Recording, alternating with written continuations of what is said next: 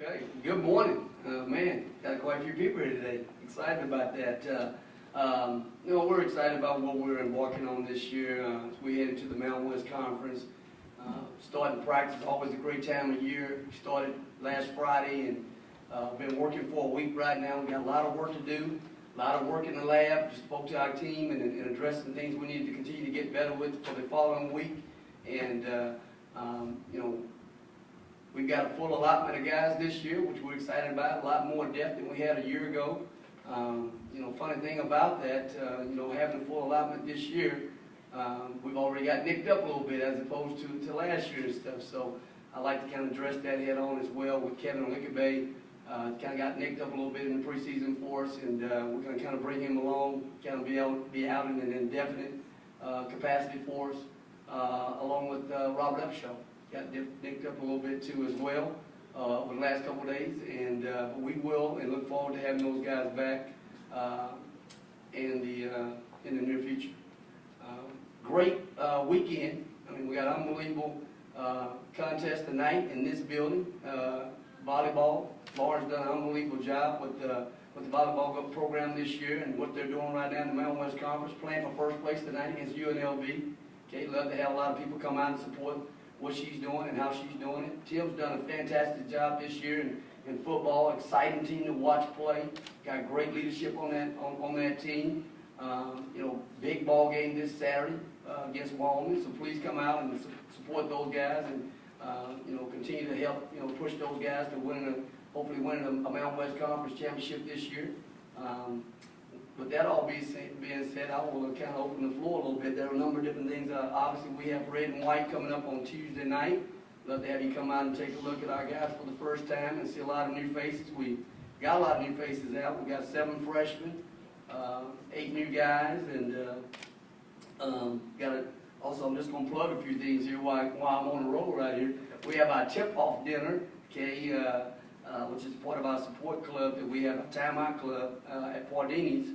On the, I believe it's the 28th, is our tip-off dinner. And that's, again, something that starts at 7 o'clock, and dinner's, where you get a chance to meet the team and interact with some of the guys.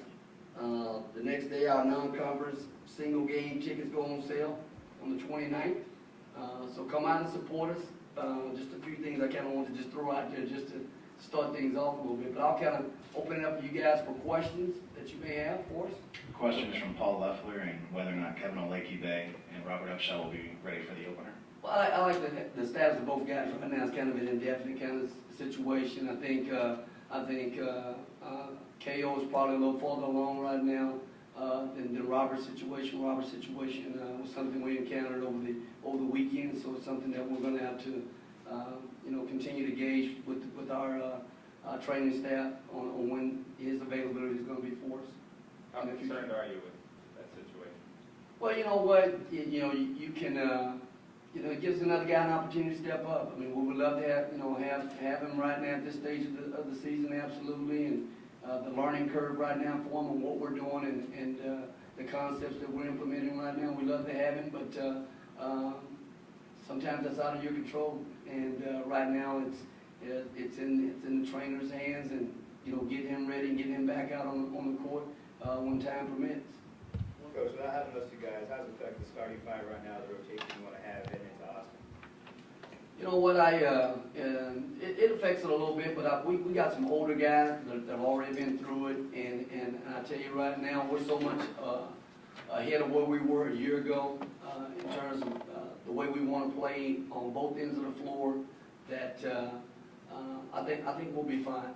It gives, like I said before, it gives other guys opportunities. We got a couple of young guys that'll have opportunities to step in and get more reps, whether it be the big guys or permanent guys at this point.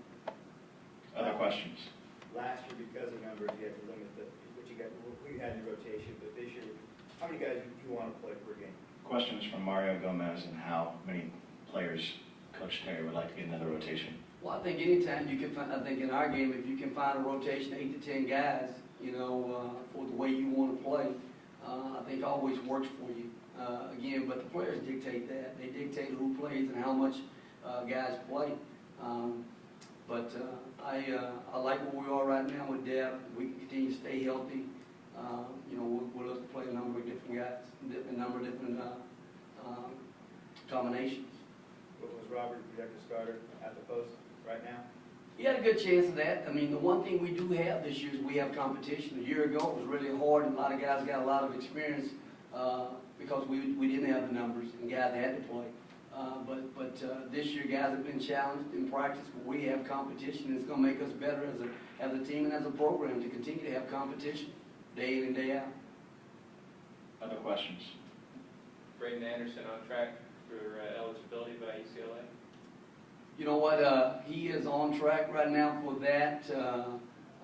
He's a guy that is getting a chance to practice with us right now, learning, getting acclimated to what we're doing and how we want it done. And he's a young player, freshman, who really, physically has great tools. Will be a guy that continues developing our program over the years, his skill set, and just being coached. I mean, he's a guy who's always been probably a bigger kid that he's competed against, and now he's really having to learn the skill set part of it. But as far as the eligibility part, he's on track in terms of the fall.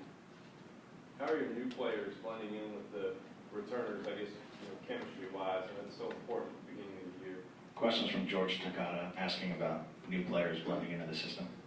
It's been good, George. I tell you what, our older guys have been really good with our young guys, and really trying to bringing them up to speed in terms of the pace of the game, how hard they have to play, the details of the game.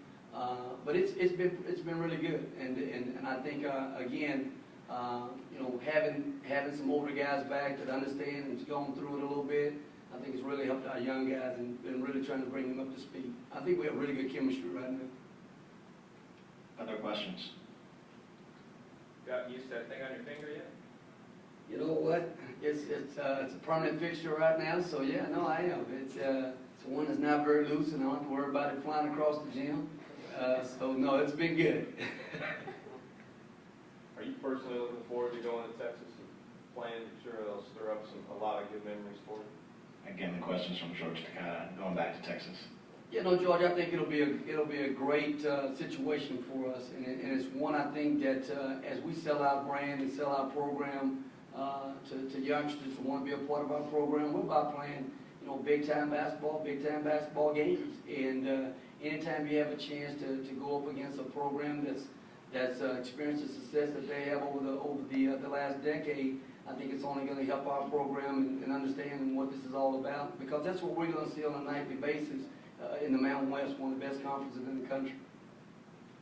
How do you think you stack up in the Mountain West Conference this year with, 9 newcomers?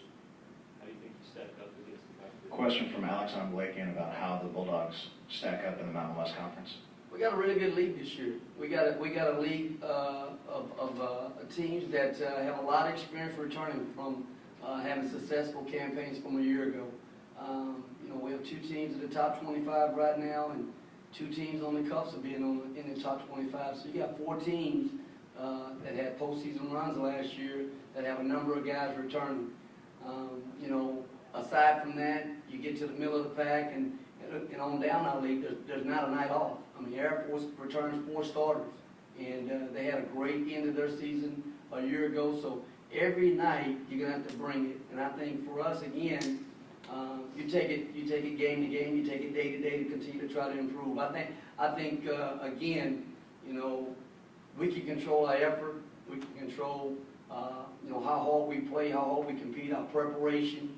And every night we're going to try to do our best to bring it against no matter who we're playing, the best team in the league, okay, or middle, whatever you want to say in terms of where guys ranked in the league. But we're gonna compete, and I think we'll be very competitive, and we're gonna play to win. Last year, you talked a lot about the luxury of having Coach Wainwright here to lean on his experience and expertise. With him gone now, how does that change the coaching staff and the duties, how they're distributed? Questions from Paul Leffler about the change in the coaching staff with Coach Wainwright leaving. Yeah, Paul, the only thing different right now with Coach Wainwright is he's just not here physically. I mean, we talk to him just about every other day, and those are lengthy conversations when we do have conversations with Coach. But no, Coach gave us a great year a year ago, came in and really helped us lay the foundation for how we wanted to do things on a daily basis, whether it was on the court, off the court. But I had a great staff to begin with. I mean, Michael Schwartz is a very bright young coach, does a great job, with game preparation, things of that nature. Byron Jones, another experienced veteran coach as well. Brought in a young man, Ken Polino, played for me at Texas, was a cerebral player for us, made the transition to being a coach, very good with our young guys, really understand the details of how we want to do things and how to get guys better. My main focus with the coaching staff, when we looked to try to replace Coach Wainwright, was we wanted to maintain what we set last year as a standard. Everybody being on the same page, one voice, and great chemistry. And I think we've been able to do that. Other questions? Alan Huddleston's role, does it change a little bit while KO is out to put more pressure on him to deliver? Question is about the role of Alan Huddleston, redshirt last year. I think Alan's really stepped his game up. I really challenged him a year ago to not take a year off in regards to not playing in games. Practice last year were games for him. And I thought he did a great job attacking that. We challenged him a year ago to be more than a scorer, to be a guy who could distribute the basketball, be a facilitator, and a guy that could run the team. And I think he's really done a good job with that. I think from the spring, summer, and what he's done this preseason, I think he's put himself in a position to be a guy that we count on as a leader for this team, a guy that's a dual threat at his position, to be able to run a team and score for us as well. Any additional questions? We've got time for a couple more before we bring up student athletes. Got to be a couple more questions, right? What you just said about Alan, how you approached last year for him, is that the same approach with Caesar now? Absolutely. The approach was Caesar this year. Absolutely. Caesar is a guy who's going to have a chance to be a really good player in our program, in this league. The challenge for him this year is to come in and it's very similar to Alan's situation. A guy that can really score the basketball, is really good with the ball in his hands. He's got to take the next step and being a guy who makes other guys around him better. Being a true point guard or a guy who facilitates and creates for other people and everything. And he does that and really takes ownership in being a guy who can not only just be a threat when he has the ball to score, but to be able to make other guys better. He has a chance to be a really good player for us in the future. Coach, this your second season, are you more comfortable in being a head coach? Question is about the comfort level of being a head coach from Alexander Lake. That was a great question. I tell you, I addressed my team yesterday, and the emphasis that we put on our team yesterday was, as coaches, you want to coach learn-it-alls. You don't want to coach know-it-alls. And I think as a coach, whether you're a first-year coach, second-year coach, you've been in coaching for 30 years, when you reach a point where you think you know it all, you probably should move on to another occupation, do something different. So I think you're always learning. I think you're always tweaking. You're always trying to find different ways, different things to reach your team. But I do feel, that I've learned a lot. I'm always learning. I'm always watching tape and trying to pick up things from guys, watching the way different teams play. And you really, as a coach, you really try to watch the best in your profession and how they've done it and what's really made them successful.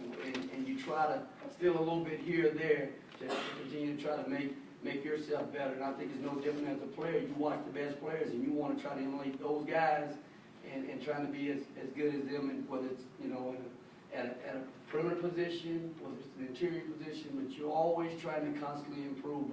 But I do feel like, there's growth every day. One last question. Coach, how about Kevin Foster? Last couple games of the year, he played his best basketball. Should we expect him to pick up where he left off, or is it going to be a learning curve with a new group of guys? Question is about Kevin Foster and his learning curve from last year. Oh, we really challenged him to be in unbelievable shape this year. And a lot of Kevin's slow start a year ago was really around conditioning. It took us half a season to get him in the kind of shape that we needed to get him in. And we challenged him over the spring, the summer, to come in and have that type of conditioning at the very start. And he's worked really hard at that. and he's off to a really good start for us right now. Also asked him to take on some leadership for us this year, being an older player, a senior in our program, and I think he's put himself in a position to get off to a good start for us. Now he's just got to have follow through and carry over. Thanks, Coach. Thank you.